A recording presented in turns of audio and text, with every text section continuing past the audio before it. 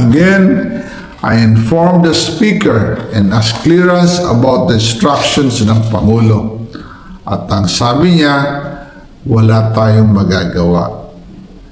Kaya po nagtataka ako kung bakit sinasabi ni Pangulo na hindi niya makilala ang budget. Samantalang lahat na binawas at dinagdag sa mga ahensya ng gobyerno ay humihingi ng approval sa kanya si Sec. Mina Pangandaman. Bago namin ginawa o tinapos ni Senator Chis Escudero during the BICAM. Sinabi pa ni Sec. Mina, everything is cleared with the President. Basta importante, pasok ang pondo na request ng Pangulo. The following day, sinabi ni Sec. Mina, approve na si Presidente BBM sa lahat na binawasan na ahensya.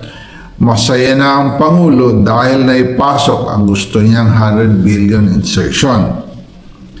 Wala pong perang napunta sa akin. Lahat po ng insertion na punta sa ating Pangulo at Speaker Martin Romualdez.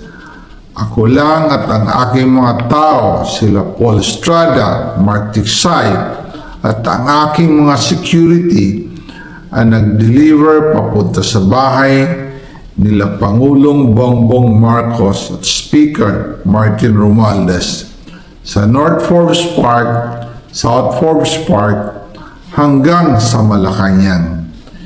Yung mga deliveries po ay merong record ang aking mga tao.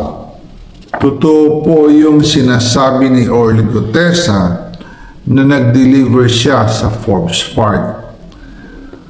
Totoo din po ang sinasabi ni Orly Gutesa na nag-deliver siya sa Malacanang nung siya ay nasa Senado. Para mapatunayan ang mga litrato na deliveries ay ilalabas ko po together with this video.